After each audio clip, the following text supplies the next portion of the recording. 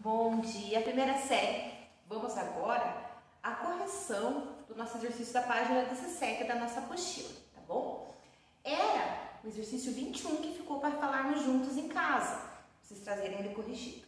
Os verbos de locução são aqueles que fazem o quê? Que fazem aquele chamamento. Observe quantas possibilidades de sentido ocorrem na mudança.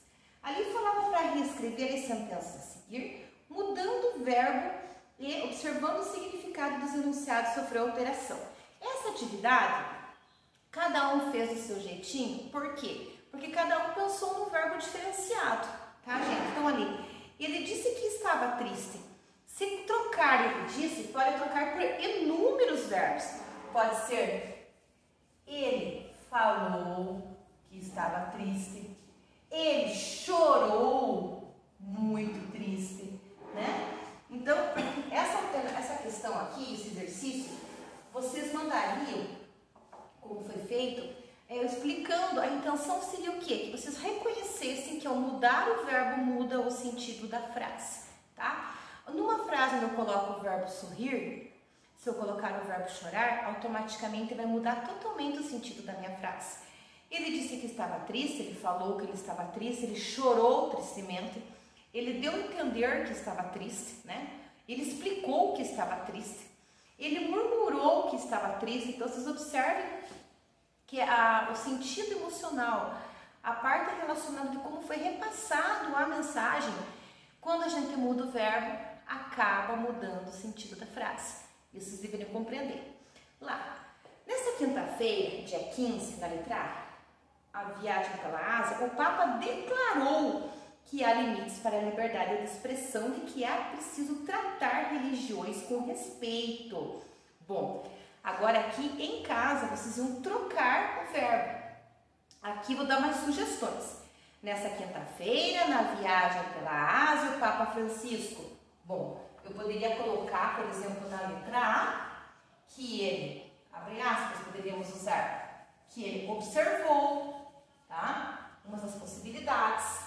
Ou se não, que ele comentou, outra possibilidade, ou que ele advertiu, tá? Aqui são uma das alternativas às quais podemos trocar o nosso verbo, tá? E observando sempre que se eu não cuidar ao trocar o meu verbo de locução, que é o verbo que está mostrando a proximidade da fala, eu posso muito bem mudar o sentido da frase. E aqui na nossa atividade, né, nós temos que observar que nós vamos tentar passar a informação sem mudar o sentido da frasezinha. Letra B. Nos últimos minutos, o avião assumiu uma velocidade superior ao normal, explicou o ministro durante a audiência do parlamento. De repente, ultrapassou a velocidade limite permitida e parou. Acrescentou citando dados do radar. Bom, o primeiro ali explicou, nós podemos trocar por vários. Pegamos o risquinho branco aqui. No explicou, nós podemos trocar por afirmou, esclareceu, na letra B. Abre aspas. Aqui eu não fechei, né? Vamos fechar aspas e colocar o ponto final, senão a frase nunca termina. Aqui pode ser afirmou. Podemos também falar esclareceu. São só algumas possibilidades que estão passando aqui, que vocês poderiam ter colocado na resposta de vocês, tá? E também o outro ali, acrescentou. Então podemos falar, que continua, né? Explicou, comentou. Tem várias maneiras, vários verbos. O mundo dos verbos é muito grande. Letra C. O governador de São Paulo admitiu. Observem que agora nós vamos falar do admitiu. Nessa quarta-feira, pela primeira vez no início da crise hídrica. E afirmou. Bom, na letra C, o primeiro ali admitiu. Então, nós podemos trocar por reconheceu. Ou também podemos trocar por confessou, assumiu, né?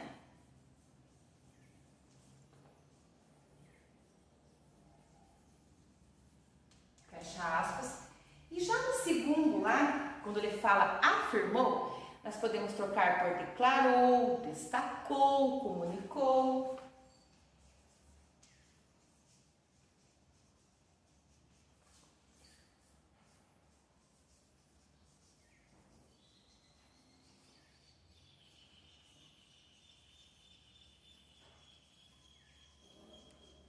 Fecha aspas.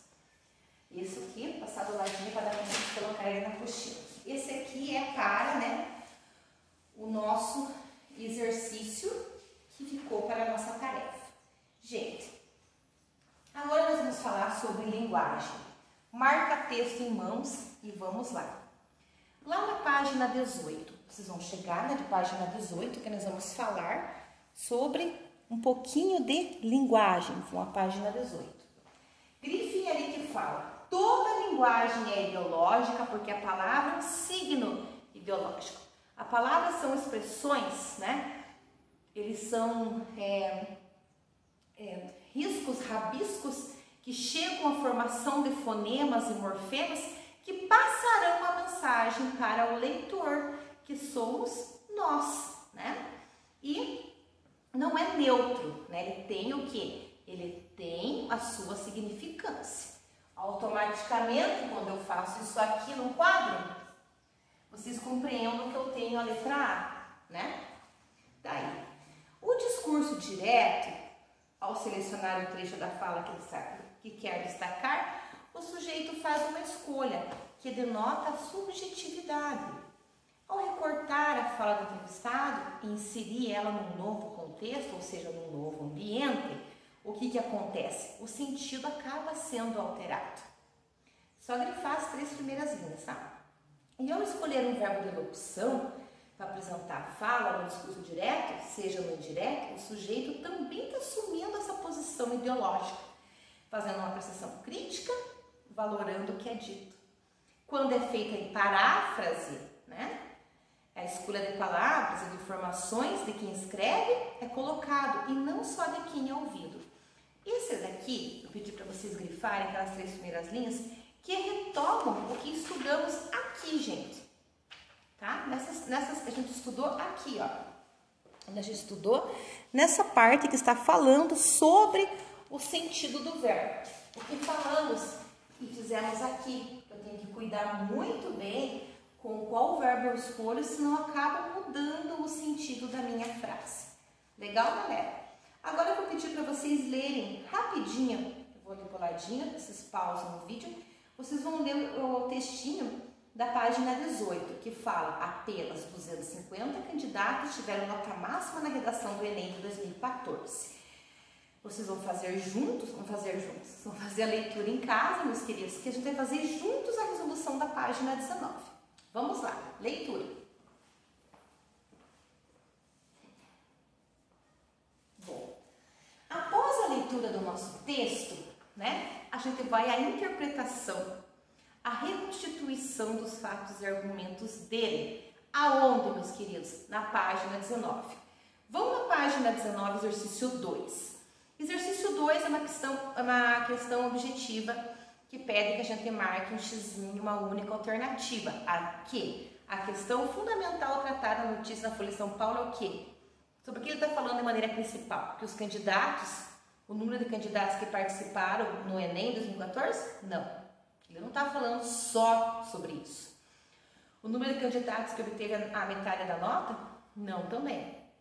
A queda das notas dos candidatos em relação à média de 2013? Não é só isso também, né? A pequena quantidade de alunos que obteve a nota máxima? Sim, esse é o foco principal dele. Então, vamos marcar na letra D. E o número de candidatos que zerou na prova de redação? Não, também. Então, na 2, né? Automaticamente, na 2, vocês vão marcar o xizinho lá na letra D, D de dado.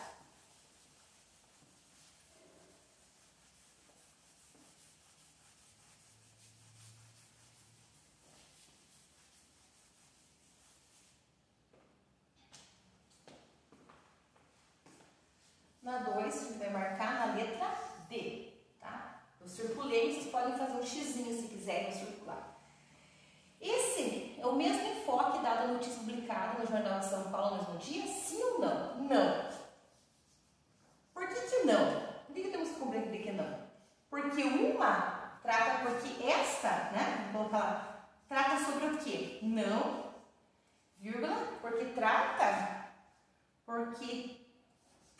sobre o rendimento dos alunos.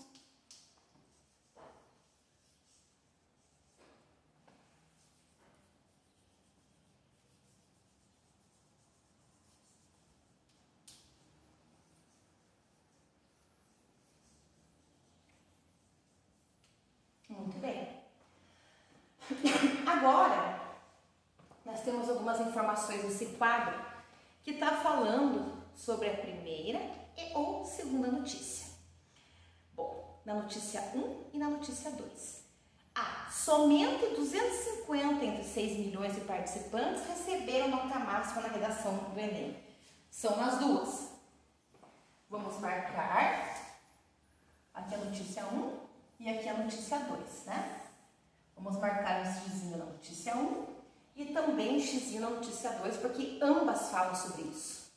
Mais de 50% dos candidatos no Enem obtiveram menos de 500 pontos. Esse assunto encontramos somente na notícia 2. Houve uma queda de 7,3 em matemática, 9,7 em redação, na média dos alunos em relação ao ano anterior. Vamos aqui para a nossa notícia 1. Mais de 500 mil estudantes receberam acima da pontuação. Notícia 2. Quase 250 mil redações foram anuladas. Notícia 2. E também fala lá na notícia 1. Um menor rendimento dos alunos. Quando fala menor rendimento, lembramos a notícia 1. Somando todas as áreas, houve uma queda de 1% na média de estudantes concluintes do ensino médio em 2013, lá na notícia 1. O desempenho do Enem é importante para o candidato disputar uma vaga cadastrada no SISU. No texto 2. Daí, foram quase 284 mil redações corrigidas. Texto 2. Vou continuar aqui. 1. 2.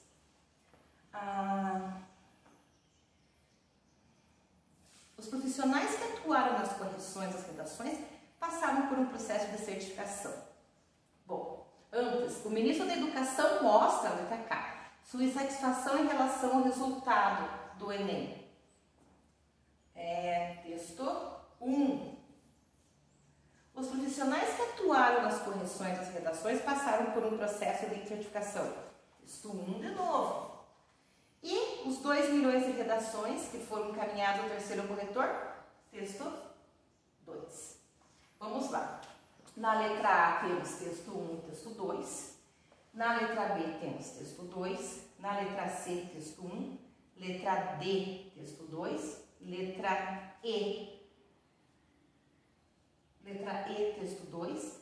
Letra F, texto 1 e 2. Letra G, né, temos texto 1. Letra H, texto 1. Letra I, texto 2. Letra J, texto 2. Letra K, texto 1. Letra L, texto 1. E letra M, temos lá no texto 2, né, na notícia 2. Esse daqui que nós temos que prestar atenção. Bom, segundo as duas informações, pausa quando necessário, vamos dar continuidade.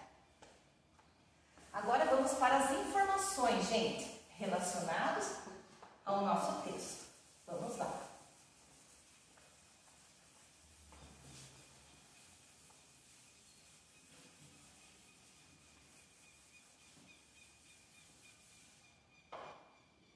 Segundo as duas informações que constam nas notícias, quais são? Eles estão falando sobre os candidatos que atingiram a nota? Vamos lá? A nota máxima na redação. Então, 5.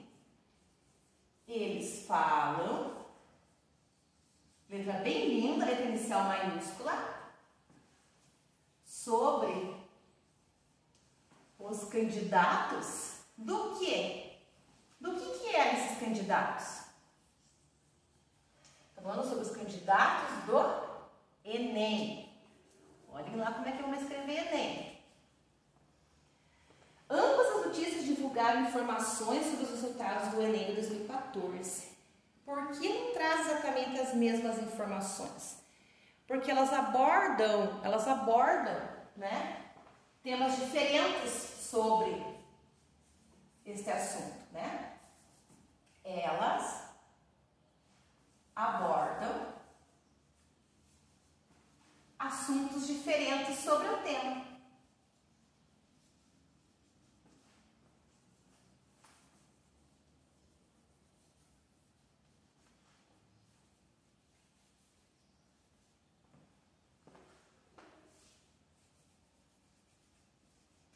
Muito bem.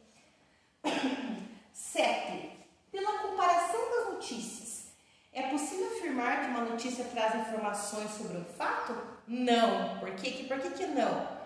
Porque elas estão fazendo o quê? Elas estão transcrevendo informações.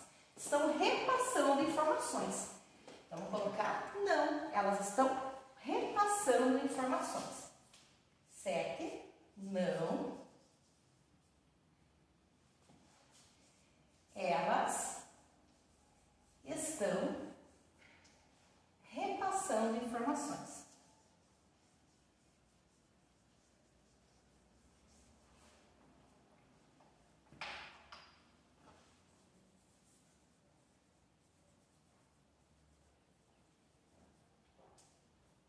Muito bem. 8. Saindo na frente, preciso dele fazer as anotações. Pelo que você pode observar ao reler a notícia, qual delas tem uma visão mais crítica? Bom, qual delas? A primeira notícia ou a segunda notícia que é mais crítica? Qual que vocês acham? Hein, gente? A primeira é mais crítica, tá? Vocês têm que observar ao ler que é ela que está apontando nas dificuldades. Então, a primeira. Vírgula. Mesmo que a segunda